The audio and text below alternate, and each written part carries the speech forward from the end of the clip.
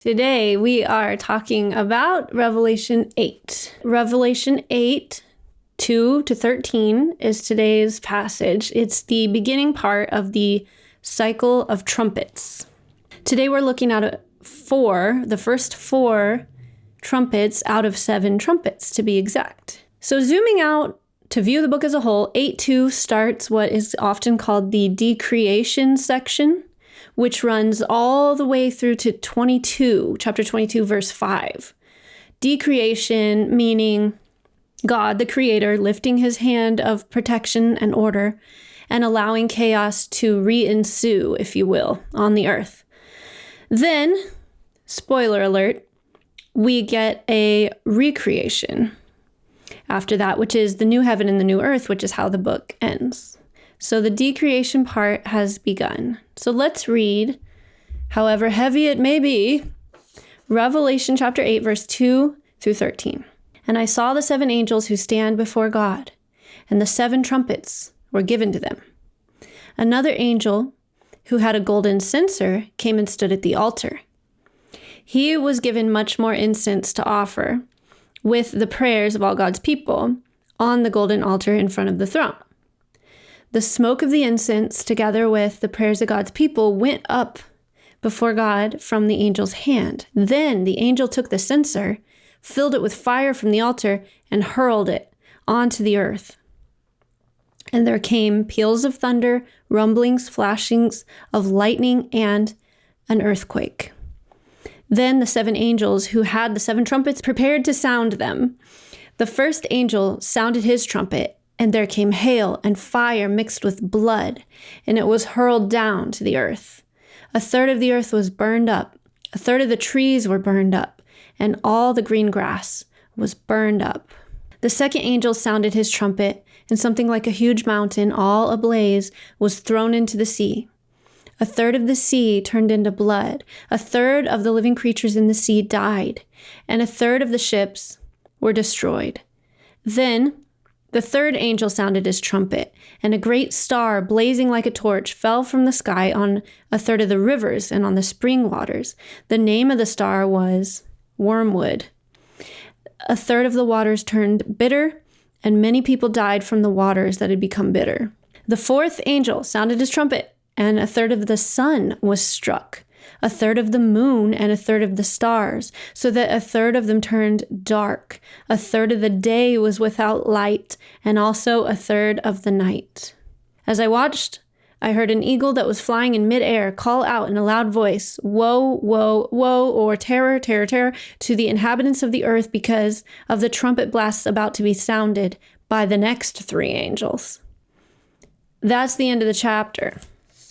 So today we're getting basically halfway through the trumpet judgments.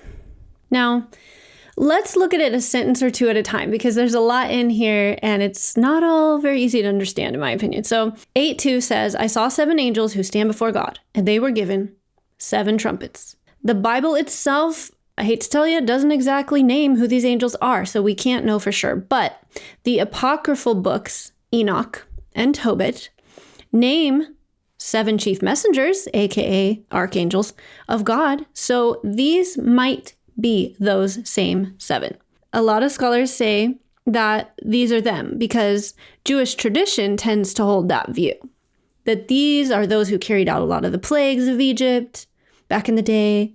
And as you'll see in this judgment/decreation section, John very much ties in the Egypt plagues. So these could be those same angels, or angels that have very similar ranking, very similar authority or assignments of destruction and judgment, etc. And then, if you believe that the angel of each church in chapters 2 through 3 is an actual literal angel, then the question arises, well, are these those 7 angels? The same ones that have charge over the churches mentioned in chapters 2 and 3? Some people think so.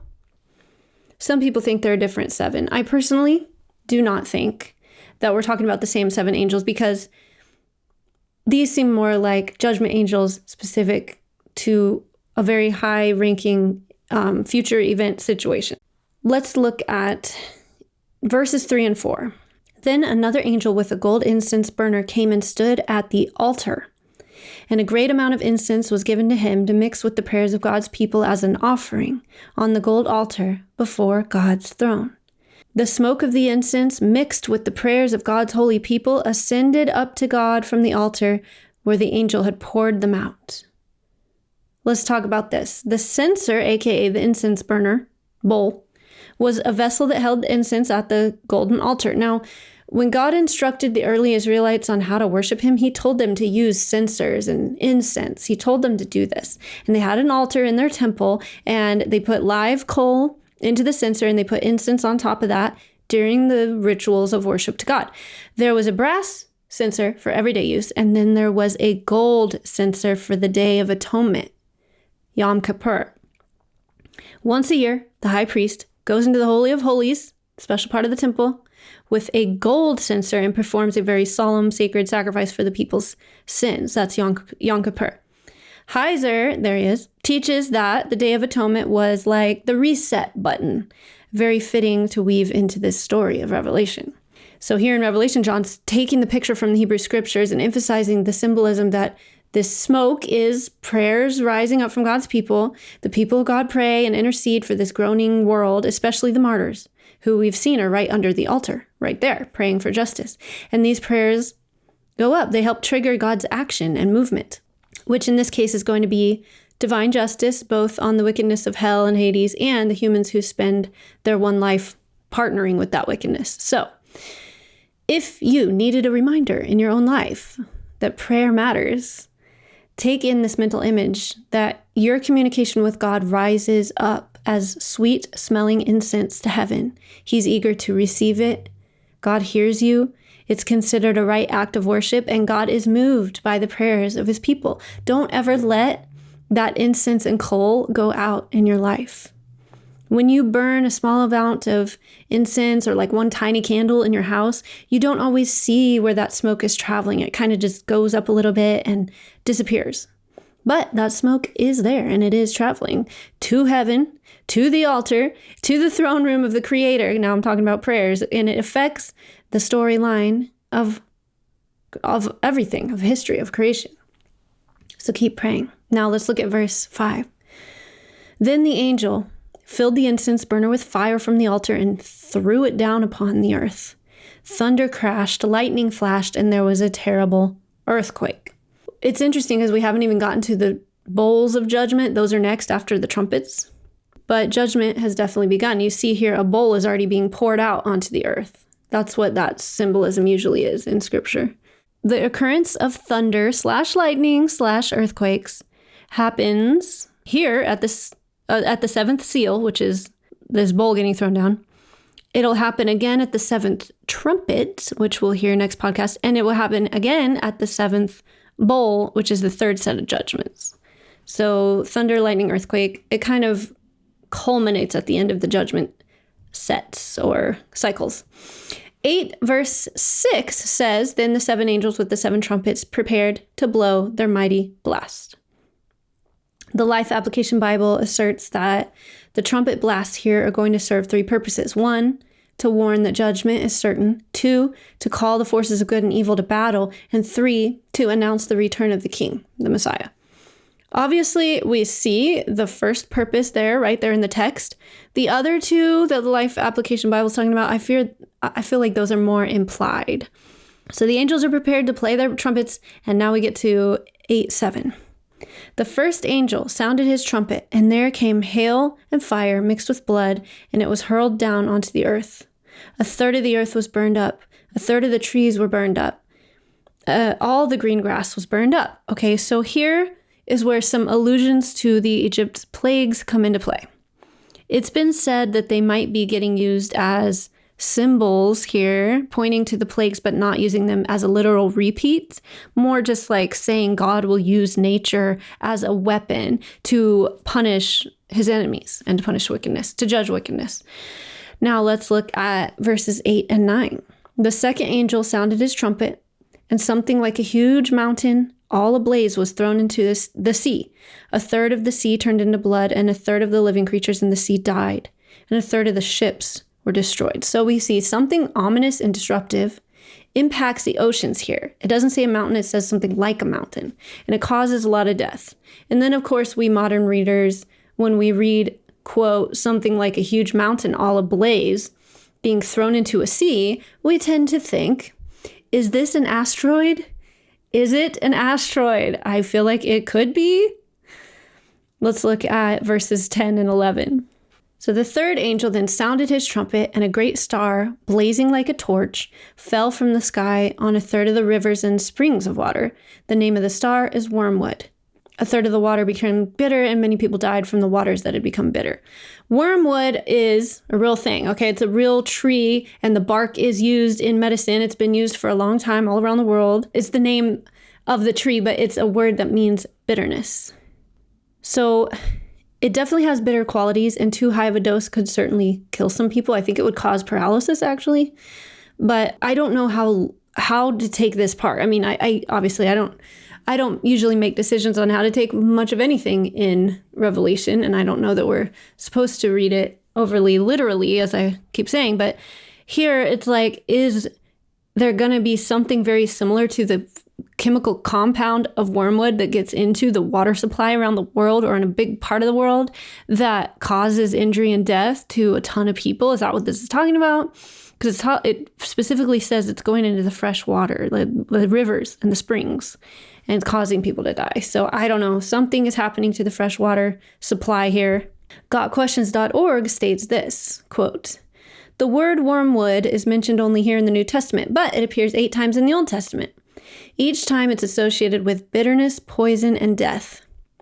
The Revelation passage may not be saying that this star falling to the earth will actually be called wormwood by the inhabitants of the earth. Rather, wormwood was a well-known bitter herb in Bible times. So by naming the star wormwood, we are told that its effect will be to embitter the waters of the earth so much that the water is undrinkable.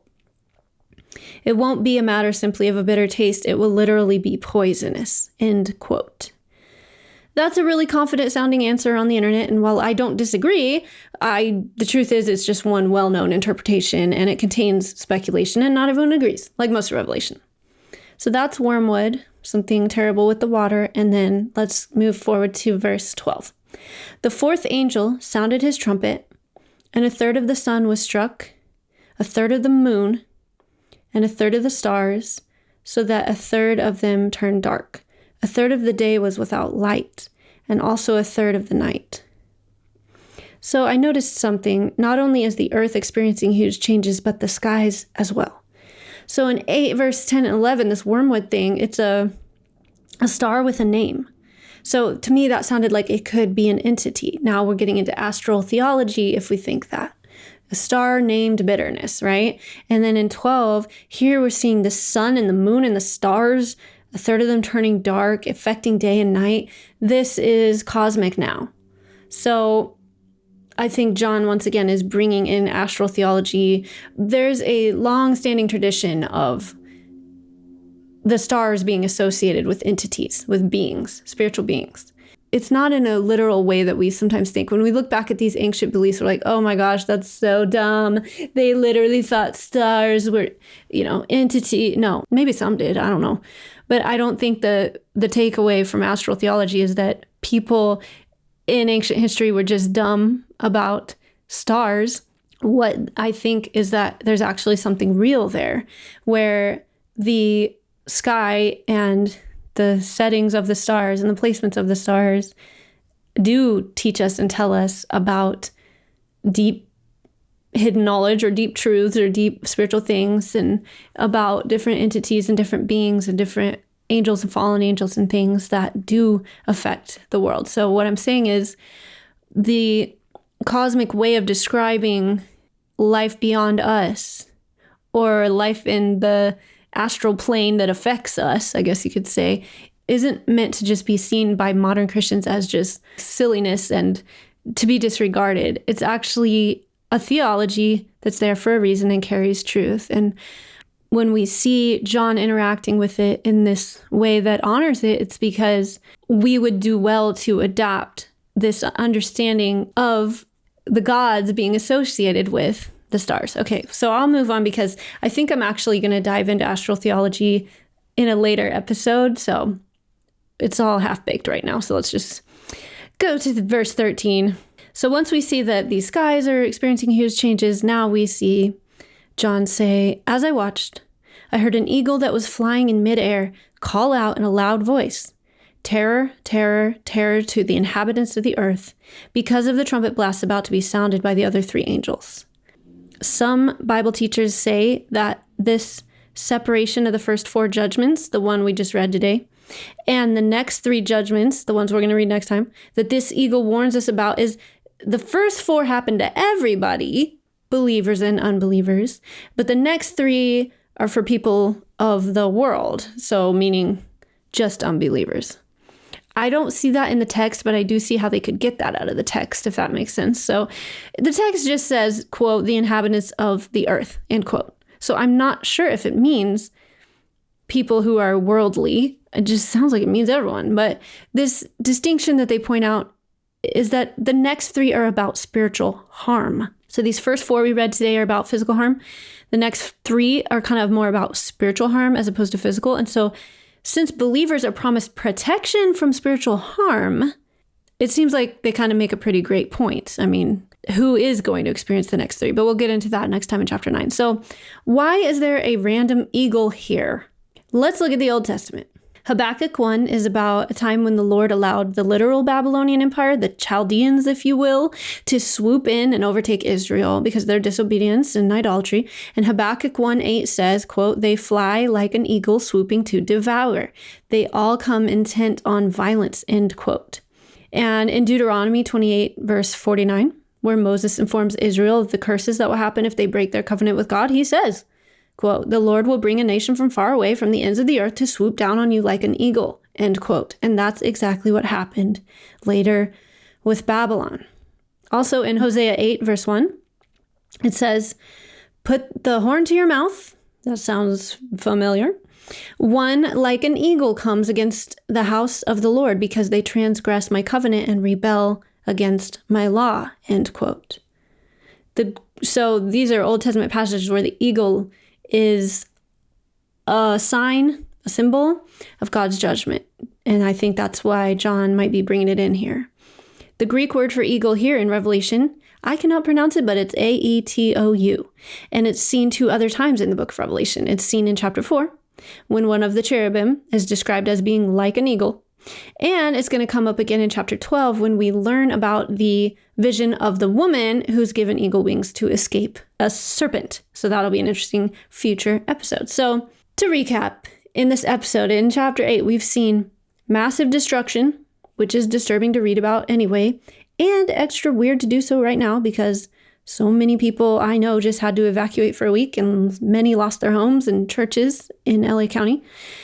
And the chapter ends with an announcement of what sounds like even worse things about to come ahead in chapter 9. So this decreation section, Revelation 8:2 to 22:5, is not for the faint of heart. But I guess no one can ever say that God didn't warn us and give us a lot of time to start following him and to follow his ways. So we are going to wrap up the trumpet judgments next episode, and we'll continue in exploring the decreation predictions of a good middle chunk of Revelation.